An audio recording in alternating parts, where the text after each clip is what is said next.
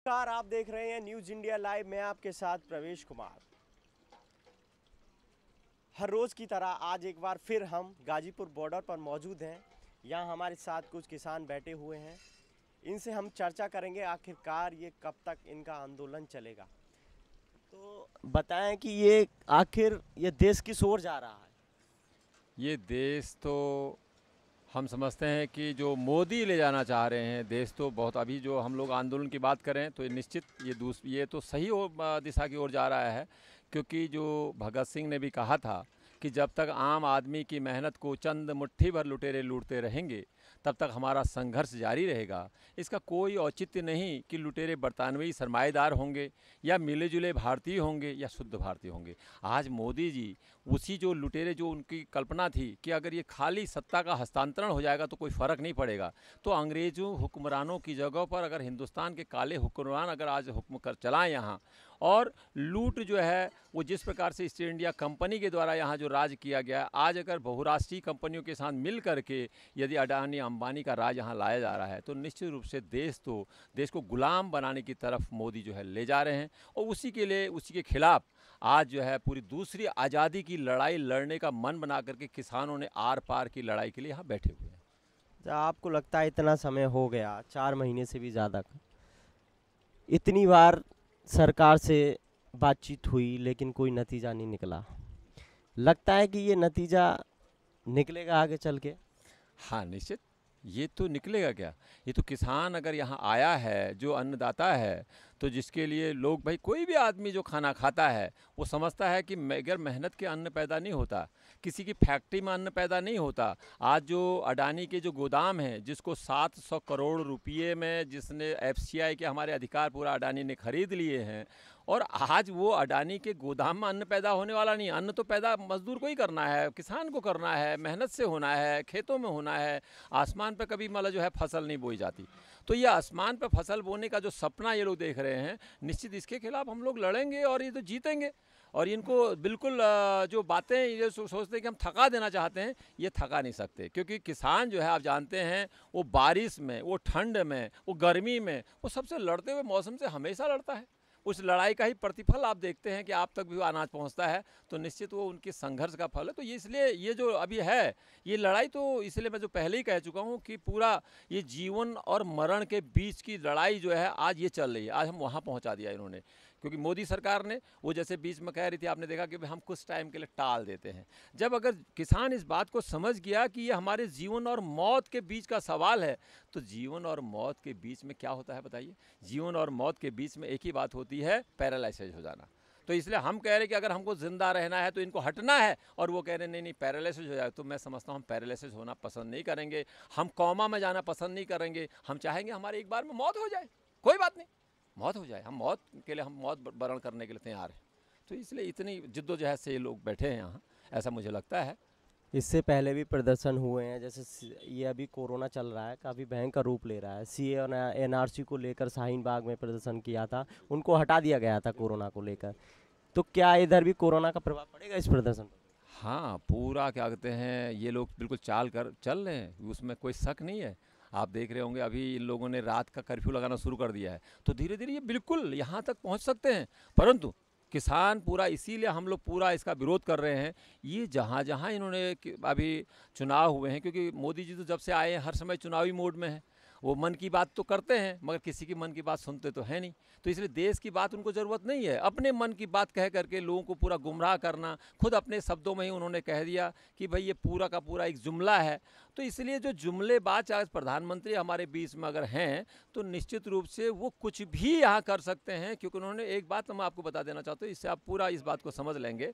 मोदी जी के शब्दों में ही, मोदी जी ने जब अभी कच्छ गए थे वहाँ इस बात को कहा था, उसके बाद संसद में भी उसी बात को कह दिया उन्होंने कि भाई देखो हम क्या कर रहे हैं, तुम हमारे किसान भाइयों को क्यों परेशान कर रहे हो। मैं अपने विपक्षी भाइयों से हाथ जोड़ करके प्रार्थना कर रहा हूँ, मैं करबद्ध निवेदन कर रहा हूँ कि भाई उनको क्यों आप मतलब भ्रमित कर रहे हो, क्यों उनको गुमराह कर रहे हो। मैं वही तो कर रहा हूँ जो तुम कर रहे थे।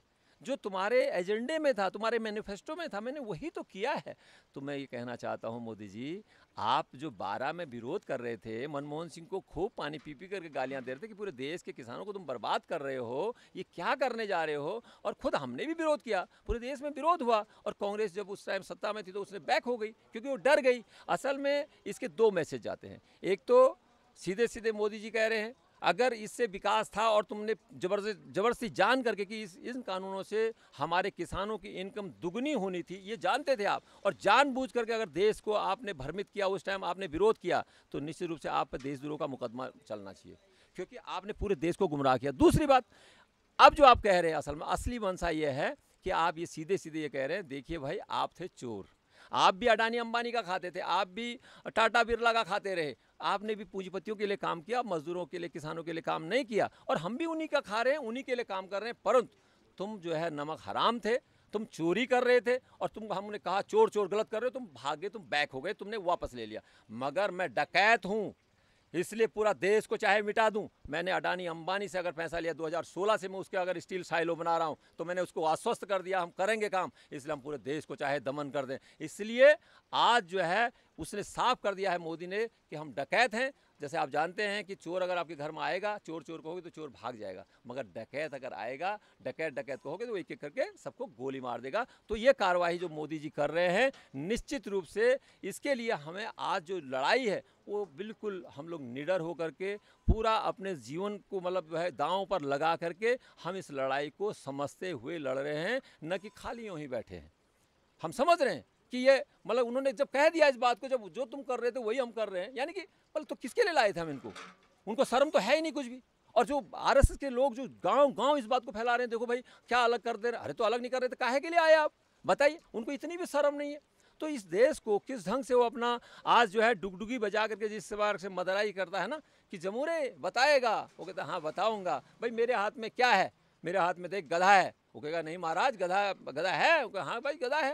वो गधा है कहने वाले जो लोग हैं नीचे, तो वो इसी प्रकार उन्होंने जो आपने देखा कोरोना काल को लेकर के जो आप बात कर रहे थे अभी, तो ये कोरोना के उसमें ही उसको इन्होंने उसको जो अवसर में बदला, इस कोरोना की बीमारी को लेकर के अपने आकाओं के लिए, अपनी कंपनी राज के लिए जो प्रतिबद्धता है, उसके लिए उन्होंने इस कोरोना काल को जो है अवसर में बदलने के लिए जो बात उन्होंने जो कही थी, उसी को कर दिखाने के लिए काम किया। और आज भी कोरोना काल में वो बिल्कुल निश्चित रूप से उसको अब ये जैसे कर्फ्यू लगाना, ये करना, इसको लेकर करेंगे। यहाँ तो हाई कोर्ट आदेश कर देती है कि अगर गाड़ी में भी जाओ तो एक पर्सन जा रहा है तो मास्क लगाए, और 5 राज्यों में चुनाव हो रहा है, वहाँ लाखों की भीड़ है, वहाँ कानून की धज्जियाँ उड़ाई जा रही है। बिल्कुल ठीक कह रहे हो आप, क्योंकि मोदी जी ने, ये सरकार जो ऐसी सरकार है जिसने पूरे के पूरे हमारे चारों स्तंभों को गुलाम बना दिया है। चाहे मीडिया है तो गोदी मीडिया हो गया, उसको गोद में बिठा दिया इन्होंने। आज अगर हमारे जो मुख्य न्यायाधीश हैं, जब उनको राज्यसभा की मेंबरशिप उनको इनाम मिल जा रहा है, तो निश्चित रूप से आप बाकी तो जो पुलिस है पूरा का पूरा उस पर मतलब जिस ढंग से आप देख रहे हैं, चाहे वो साइन बाप का मामला हो, चाहे या क्या कहते हैं जेएनयू का मामला हो, या आपका जामिया मिलिया का मामला हो, पुलिस को साथ में जा कर के मार कुटाई कर देना, उसके साथ मतलब आरएसएस के गुंडों का जाना, उसके खिलाफ कोई कार्रवाई का न होना क्या दर्शाता है? तो ये निश्चित रूप से वो करेंगे, मगर हम इस सब को समझते हुए आंदोलन में बैठे हैं। कहीं नासमझ होकर के हम लोग नहीं बैठे हैं, हम जानते हैं वो करेंगे, मगर हम लोग शांतिपूर्ण ढंग से पूरे धैर्य के साथ मतलब किसान इस बात को लड़ेगा और जीतेगा। क्योंकि जो मोदी ने, जो मैं आपको बात कर रहा था कि जो ये लड़ाई कब तक?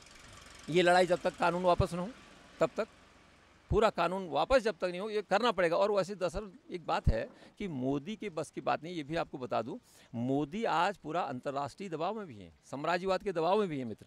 क्योंकि आज के दिन में पूरी दुनिया की नज़रें हैं, ये कानून अगर वापस होते हैं तो दुनिया के अंदर, क्योंकि जिस प्रकार से पूंजीवाद ने पूरे की पूरी ज़मीन को हड़प लिया है, क्योंकि जो रोटी है आज आप देख रहे हैं हर सेक्टर घाटे में जाने लग गया है, क्योंकि आर्थिक जो मंदी आई है, उस मंदी के दौर में अनाज और पानी तो जरूर चाहिए ना। कई चीज़ों का प्राइवेटाइजेशन किया जा रहा है। हाँ बिल्कुल, वो प्राइवेटाइजेशन करेंगे, हम कह रहे हैं कि कई चीज़ों का करें, अलग बात है। ये जो मुख्य अभी जो मकसद है पूरी दुनिया के स्तर पे, पूरी हमारे ही नहीं, तो जो पूंजीपतियों की जो नज़र है वो हमारी रोटी पर, यानी कि हमारे अनाज पर, और दूसरा पानी पर है कि पानी और अनाज को अब अपने कंट्रोल में रखना है, ताकि मनमाने ढंग से फिर उसको पूरा निचोड़ा जा सके, लोगों को गुलाम बनाया जा सके। यही एक साजिश चल रही है, ये मामला है। तो इसलिए ये मामला सिर्फ देश का तक नहीं है, इसलिए पूरा इसमें साम्राज्यवादी ताकतों के डर में भी मोदी है, मोदी के ऊपर वो दबाव भी है। तो मोदी को, जिसको पूरी दुनिया का विश्व गुरु बहुत ताकतवर कह रहे हैं, वो असल में लाचार है, लाचार। वो आदमी हमारे देश को पूरा नीचे को डुबा रहा है, इस देश को मतलब एक जिल्लत भरी ज़िंदगी में दबा देना चाहता है, लोगों को शर्मिंदगी से मार देना चाहता है। परंतु हम शर्मिंदगी से मरने वाले नहीं, मैं खुद एक फ्रीडम फाइटर का बेटा हूँ, इसलिए हम मौत को वरण करना पसंद करेंगे, मगर हम भाग करके नहीं जाने वाले, ये आपको कहना चाहिए।